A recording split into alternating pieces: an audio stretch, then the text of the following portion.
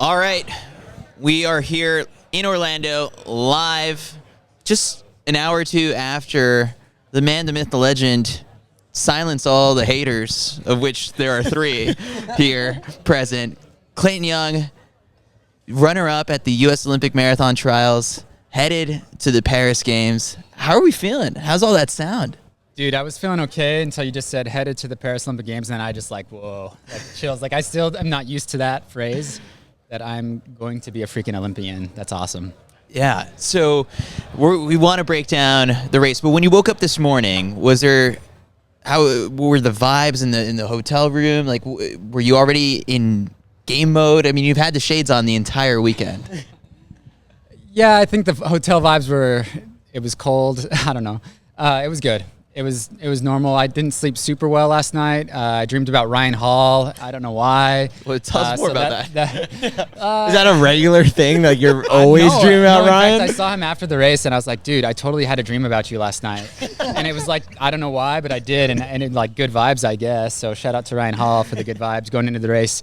But no, the rest of the morning was pretty chill. I mean, marathon is really long, and so even when the gun went off, I had to keep telling myself, this race is forever. Please relax, Clayton, because it's so freaking long. I mean, at what point in the race does it kind of hit you like we are in the moment finally? The build up to this race feels like no other. The amount this has been a circle on everyone's calendars for so long. Everything in training is built up to this moment. When the gun goes off, are you like, and we're live? Or is it? At what point do you have to pinch yourself and say it's happening? Yeah, I think I said this phrase before the Chicago Marathon, but any build for a marathon, but especially this one because it's such a long, drawn-out build, is like you're living Groundhog's Day over and over and over again. Like you wake up, you go on a run, you eat, you sleep, you wake up, you go on a run, over and over. And so the gun goes off and you're like, finally, Groundhog's Day is over. Like I get to wake up tomorrow and it's a new day. I embrace that pressure and that preparation, but it is nice when the gun goes off. And I think it maybe hit on the warm-up. On the warm-up, it was finally, this is it. It's go time. Yeah, we saw you kind of pumping up the crowd. I mean, you never really see that. You must have been feeling, you must have been feeling amazing. Must have been really in the moment, having fun. What was going through your head when you were doing all that? Yeah, shout out to Abdi Rahman in the 2012 Olympic trials in Houston. He pumps up the crowd a little bit, and I've gone back and watched as many trials as I could. And, he pumps up the crowd, but he also, almost loses to Dathan Ritzenhein, right? And so right when I did, I was like, oh, shoot, be careful, Clayton. Don't blow this. And I really didn't embrace the crowd until about, 2-3 miles ago to go when I heard that Zach Panning was about 30 seconds back. And I was like, okay, let's just enjoy this. And, there was a little bit of instinct, that was a little bit okay, I have to race Connor Mantz now. And then I was like, no, I'm just going to enjoy this. I'm going to enjoy every moment to the finish line. I'm going to take the lead. I want him to be right there with me. And so that's what I'm going to do. And so that's when I really soaked in the crowd. And yeah, you guys were freaking loud. I wanted almost earplugs several times during the race because it was just almost overwhelmingly loud, especially the first laps when you're just trying to chill. How much have you and Connor talked about this together? Because now it's going to be the thing that you guys talk about for the rest of your lives. You have this moment, but in the build-up, were there any workouts or long runs, or at the end of it, you're thinking okay, let's just do that in Orlando?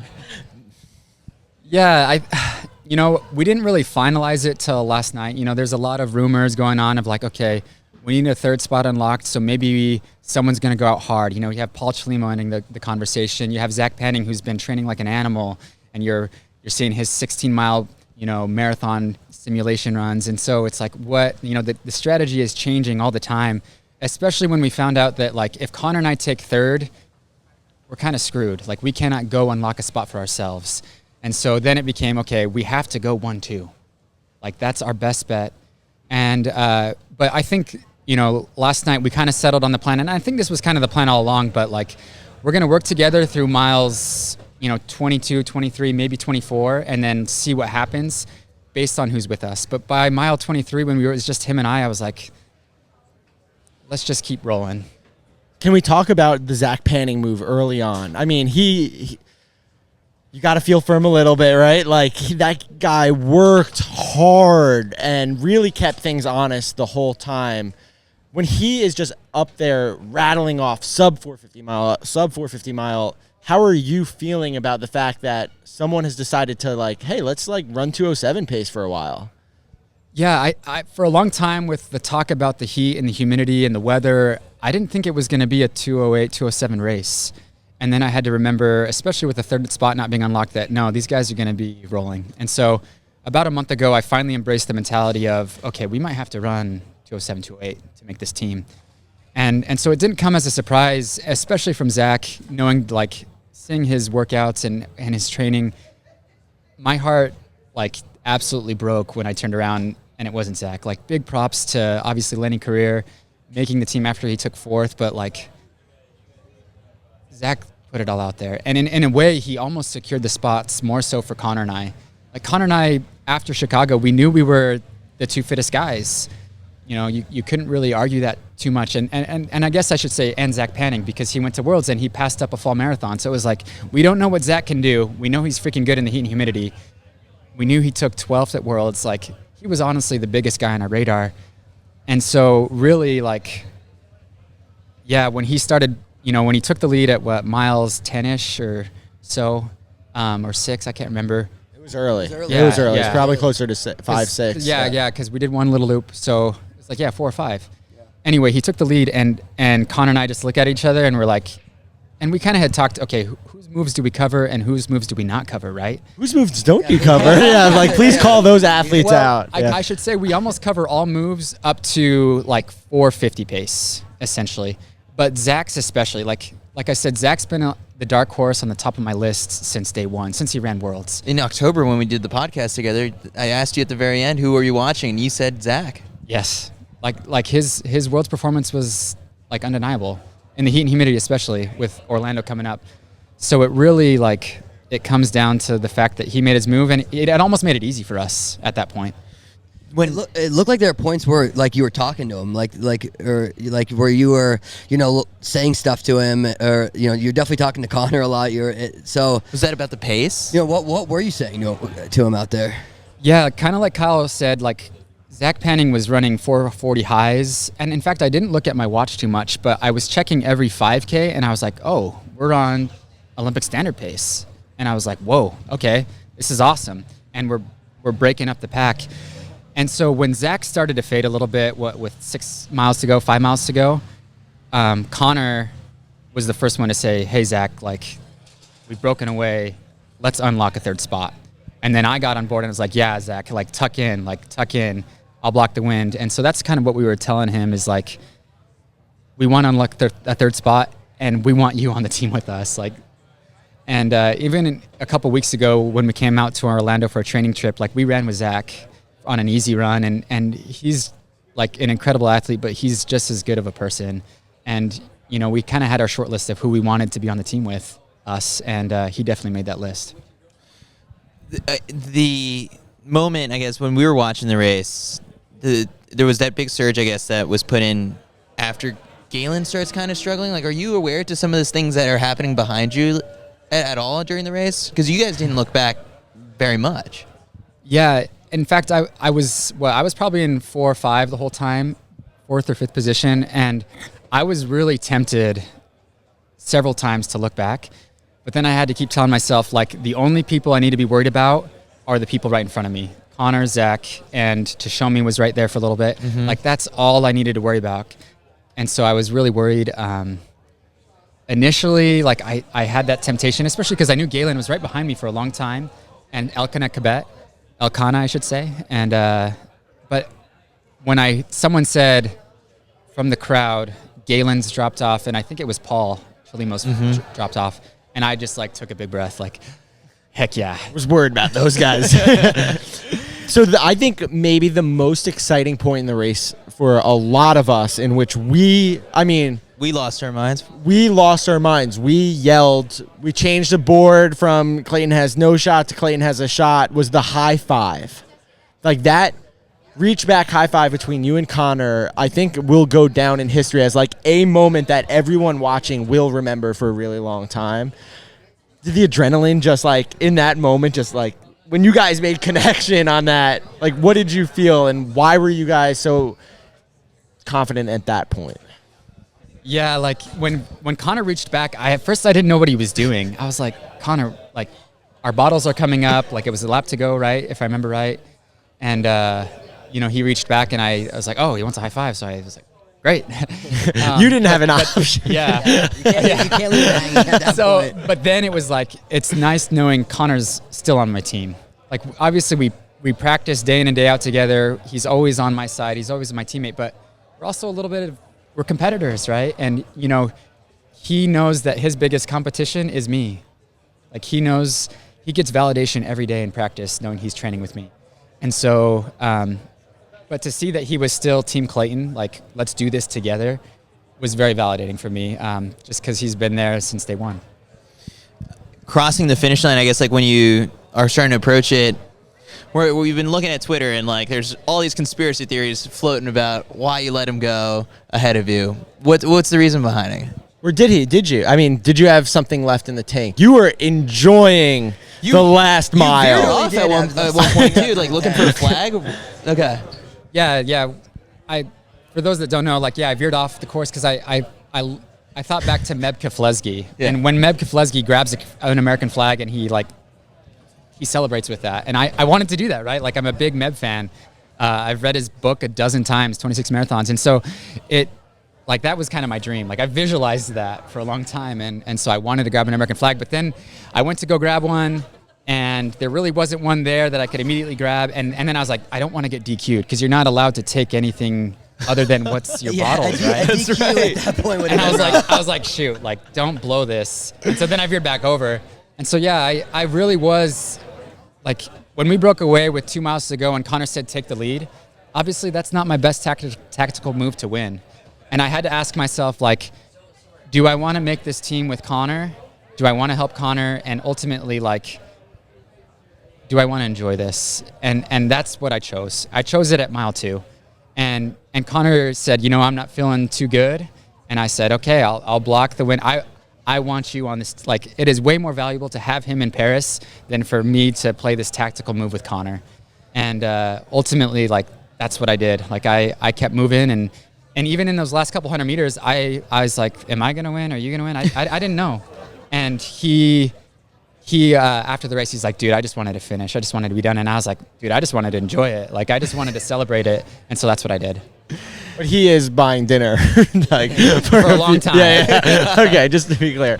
Was there a point in the race where you knew you felt so good, like you were clearly like in the moment more than the other guys? Like, did you know at a certain point that you're like, I'm on this team, I've got, like, there's no way that anybody in this field is running away from me at this point? Yeah, there was a point at which I think it was Zach, Connor, me, and then Andrew Colley. Yeah. And it was like a definite 4 for a second, because it was the one time I looked back, actually. And I was like, oh my gosh, there's 4 of us. And I was like, sweet. Like, this is good. I know Zach Panning. I know he's going to grind it out. I know Andrew Colley. Like, I've raced them. And I was like, all right, we're going to be okay. And I took a big sigh of breath. I think that was like miles 7 to go-ish.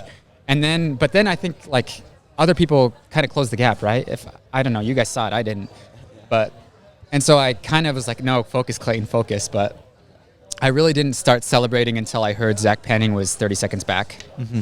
It's so clear that, like, you're this huge student of the sport, having read books, gone back, watched old races. Kind of a nerd. Yeah. Like, you are a running nerd. I'm a freaking nerd. I'm not gonna lie. I got a 4 in high school, in my grad program as well. I shouldn't have done it. I regret it to this day, but so undeniable nerd. Being, like, you said, I'm a huge Meb fan. Like, the fact that you're sitting down for an interview with us and, like, you're doing all this extra stuff immediately after the race, like, there's going to be this added exposure of you for these college kids, these high school kids, where you can be that figure. I mean, it's going to take a while, but, like, that's going to hit you at some point too. You're in the moment now. Yeah, it's weird thinking I'm in the moment of Jared Ward in 2016 or Meb Keflezighi when he first ran the trials in 2008, right? Like, I think back, 2004, sorry, Athens. And I think back to especially my relationship with Jared at that time when he made the Olympic team in 2016, and like the mentor that he was to me. Like, okay, you've got Ashley, my wife, and then you've got Jared Ward. Like, But you never lived in his basement. I've never lived in his basement. Sam Chelanga has, Connor Mantz has. I have yet to You're be moving in soon. invited. No, he's invited me. But like, he has been a mentor throughout my whole collegiate career. I've always, in fact, earlier, I always used to say I'm on the Jared Ward plan. That was what I would say. I'm on the Jared Ward plan, and so now I'm thinking, okay, I'm kind of that role now. I don't think it's sunk in yet, but I'm excited to share my journey and my story because I feel like it hasn't been the prettiest, and I think that there's a little bit of talent, but there's a heck of a lot of hard work and preparation, and that's what people can identify with. It might look like talent, it might look like ease, but It does. I've worked freaking hard for this moment, and not only that, but my team has, my crew. So I think it was our friends from Rep who were telling us a little bit about the story, and I think the year was 2019 when you say to Ashley, like, I want to win NCAAs. And it was like an agreement, and she got on board. In addition to feeding you constantly, which we've seen, we've witnessed, but it was also like, all right, well, like, you need to start sleeping and having some of that other stuff in your life taken care of so you can really focus on running. I guess, like, how big of a moment was that? Because from an outside perspective, that's you making the decision that says, hey, I want to be really good at this. Yeah, that's a tough decision because it's not only a decision for me, it's a decision for her and her lifestyle. And Ashley has been on board since day one. I'm looking at her right now. She's been on board since day one, almost more so than I have. When when my faith falters with this whole running thing, she's like, nah, dude. Not nah, dude, but like, hey, sweetie, I don't know. We're in it till 2028, like 2 Olympic cycles. And she has been 100% supportive since that day in 2019. And that's little things like, caring for the baby when I'm in big training and I need to sleep 8 to 10 hours or like fueling me and feeding me. I had a good friend about a year ago that essentially approached me and says, what do you need to reach the next level? What do you need? Like, blank check, what do you need? And it wasn't the blank check part that made all the difference. It was the question that I really started to evaluate everything that would take me to the next level. And it was that accountability with him. And I would say before Chicago, I was 100% on board. But then that question, essentially after Chicago, he approached me again and he said, what do you need? And he didn't say it because, he could provide that, but he needed me to think about that question again. And I had this conversation with Ashley. I was like, okay, what are we going to do? And as I started thinking, I was like, what we really need is a personal chef. And that's kind of a slap, like saying, hey, like, I said it at first and then I was like, shoot, like, you're making dinner every night. This isn't a knock on you or what you can do or what you have done. And, but she immediately like upped her game and she's been feeding me like a monster. Like Josh Kerr has one of those. Like, yeah, it makes a big difference. And so I always say, people ask me, what was the difference when you got your knee surgery and you went to Chicago? And one of the biggest things, hands down, was rule number 1, eat. That's what I say. Rule number 1, eat. Rule number 2, eat good food. And I think that has been what Ashley has done. And that's only the top of the list. There's so many more things. So as we wrap up here in a bit, the other thing you needed was just a little bit of extra motivation in the final days leading up to it. How much credit do we get for just, the little fire we threw under you in the last couple days? And what do you have to say to Eric? Now that you get the last laugh. Eric, I forgive you, man. Thank you for making us all laugh. You're good at what you do, and I appreciate it. But thanks for telling the story. Thank you. Yeah. What can I say? I'm a big fan. I'll never doubt you again, fan. brother. I mean, Diego Estrada, he's up there, but man, I cannot wait to talk to Diego about this moment. Clayton Murphy, I know you're a big Clayton Murphy fan, but am I in contention? Well, no, I got to go win bronze as the top Clayton. Oh yeah, you got. But You're no top shot, Clayton right no now. You're the shot. top Clayton right I now. thought you were saying no shot, and he went Oh, front yeah, like no, a no, little more fire. Clayton Murphy come run a marathon. Maybe I'll hop in an 8. Yeah. But no, thanks for telling the journey. Thanks for telling the story. Yeah.